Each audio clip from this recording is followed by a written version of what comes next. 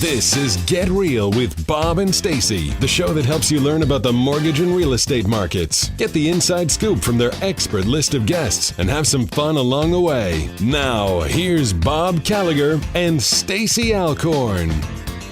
Welcome back to another exciting edition of Get Real with Bob and Stacey here on the Money Matters Radio Network. You're tuning in to our Leaders and Legends segment today. With us on the phone, we have Patrick Renn of Renn Wealth Management, as well as best-selling author of Finding Your Money's Greater Purpose. Welcome to the show, Pat. Thank you very much. So, Good to be with both of you. As a little bit of background on Patrick, he is a recognized financial educator, lecturer, and speaker who has appeared on numerous radio and television networks, including CNN, Fox, and ABC. He's a 35-year certified financial planner veteran and founder of the Renn Wealth Management Group, where he helps high net worth individuals, business owners, and professionals leave a lasting legacy by making the most of their charitable donations. So, as Bob mentioned, his best-selling book is Finding Your Money's Greater Purpose, How to Make Your Legacy Count, which reveals proven strategies that will give readers the confidence and clarity to benefit themselves, their families, their causes, institutions, and charitable organizations they care about.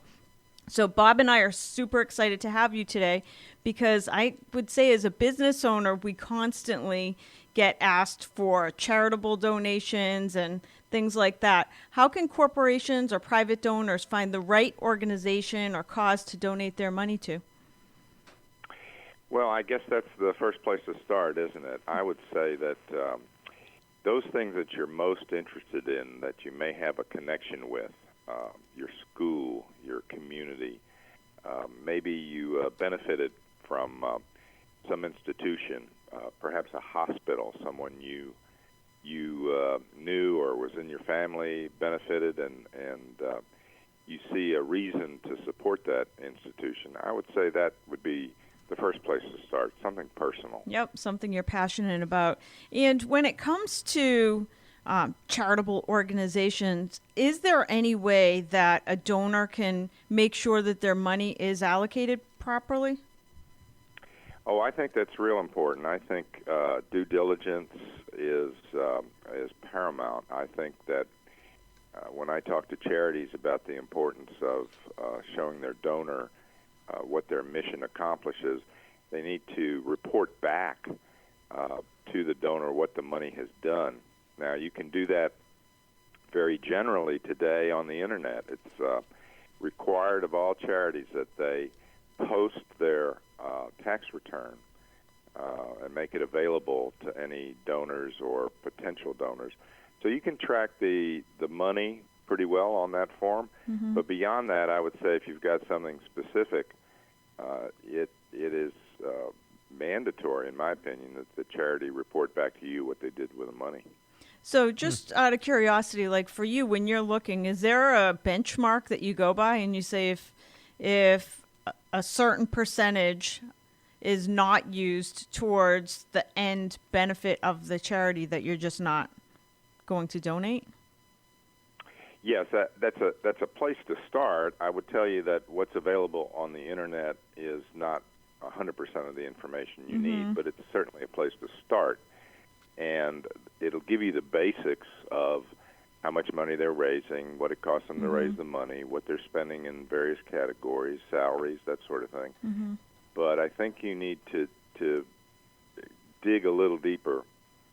And I would tell you, yes, for sure, if they're not using the money for the purpose intended, they shouldn't benefit from a donation. Okay. So tell us a little bit about your time with Special Olympics. How did it help shape your desire to educate and encourage the masses to invest their legacy towards charitable foundations? Sure. I got started with Special Olympics from a neighbor of mine that was involved and got me involved. I got my two boys who at the time were much younger. They're adults today, but had them involved as volunteers. And being a financial guy, usually you're recruited to charitable boards to help them with those types of matters.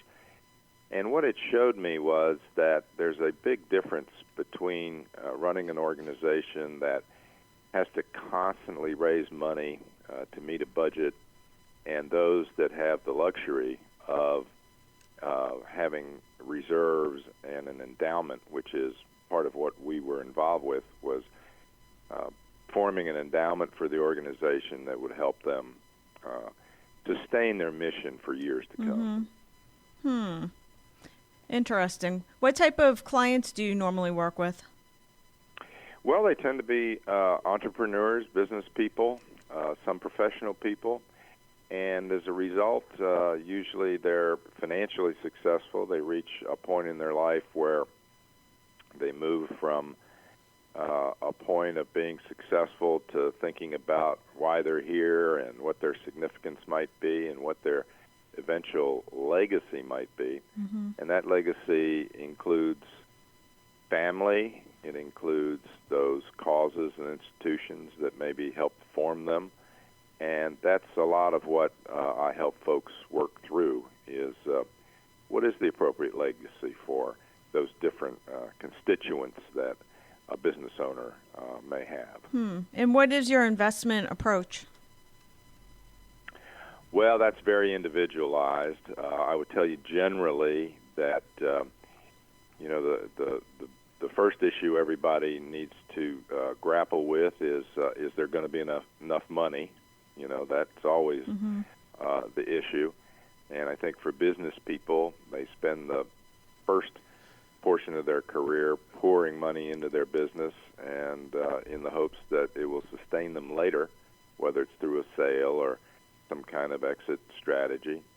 So I would tell you that the business needs to be viewed just like any other investment, that it needs to be part of what helps an individual reach financial security.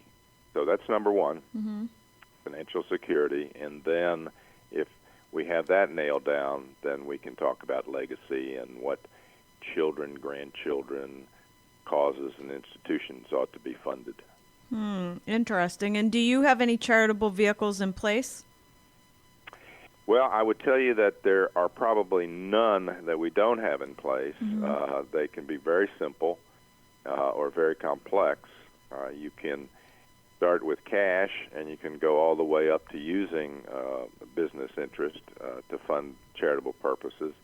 And that's sort of the bottom and the top in terms of complexity that you can use to help fund some charitable purposes.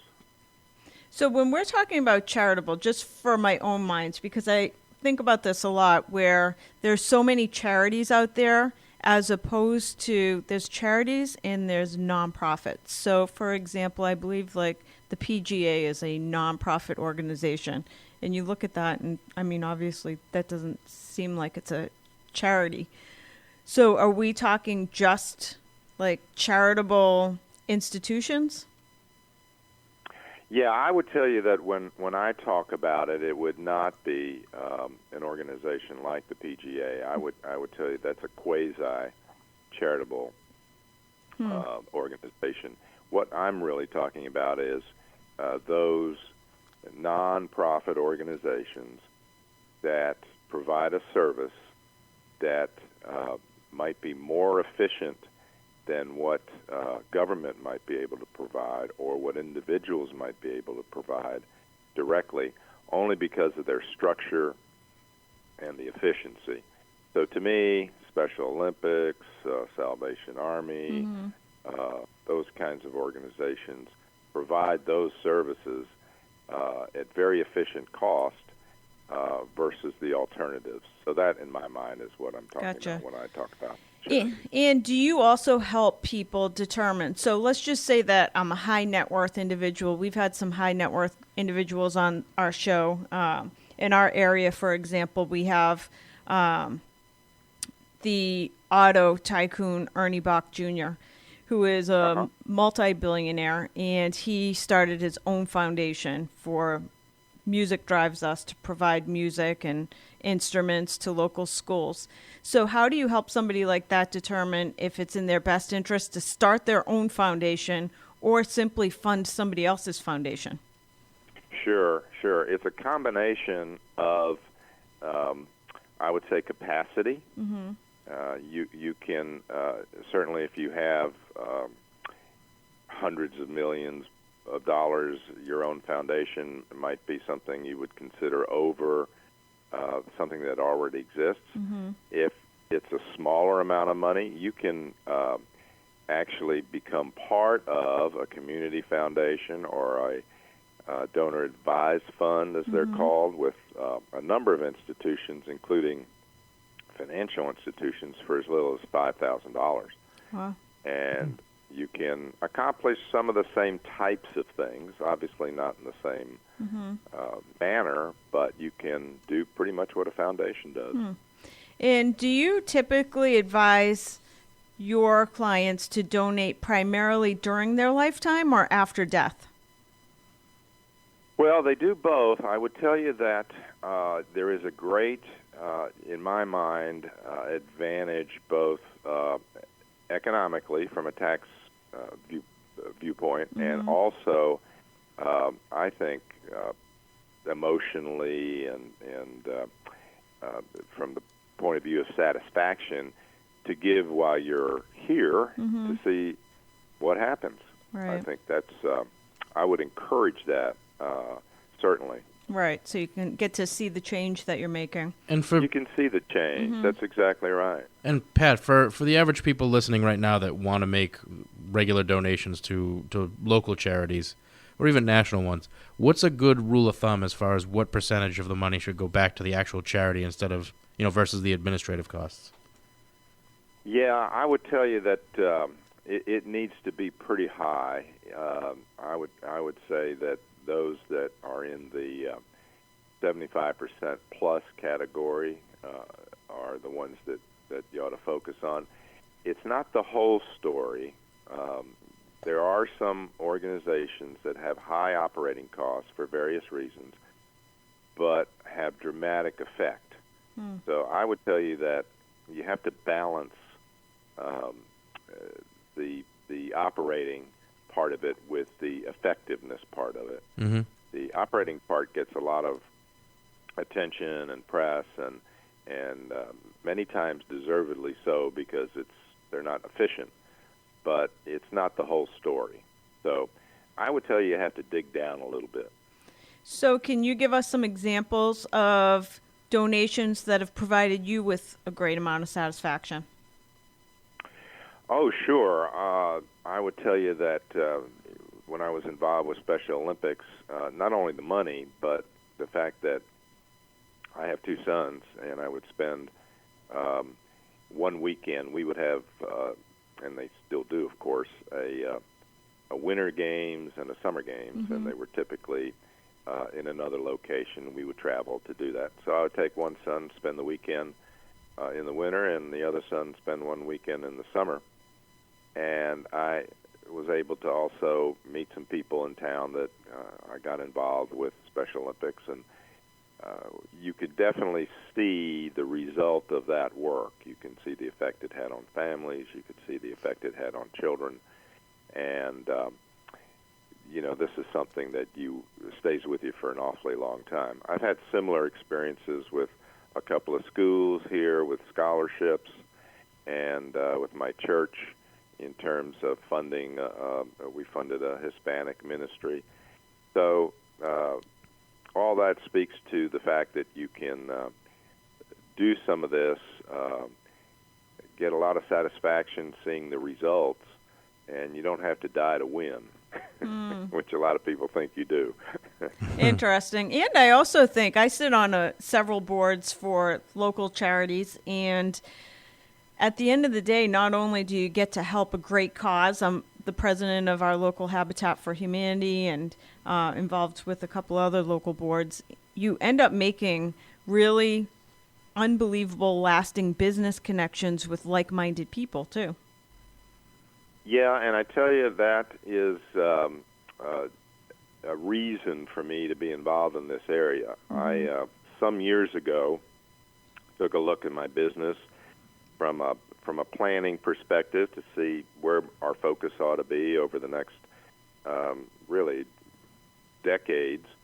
And what I saw was a common thread that we had helped a lot of folks in this area. We had met a lot of people by being on boards, and a lot of our clients were chairmen and had high positions on boards and helped the local community. And there seemed to be a thread there. I never solicited a single client from a board. I didn't want to get the reputation of, that guy that's on the board handing out business cards. But it's natural. I'm in that business, and people would ask me about it. And so, yes, I would tell you that that's a reason for business people many times to be involved. All right. So we only have about 1 minute left. Can you give us, are there ways for donors to combine basically their long-term charitable goals with their personal financial security? Yes, I think some of this is beyond the scope of just conversation. It requires some analysis, but you can certainly meet some retirement objectives by donating to charity, waiting a while, having the charity pay you basically what amounts to be retirement income, and then after you've passed on from this life, the money that remains would go to charity. That's a simple tactic that a lot of people use.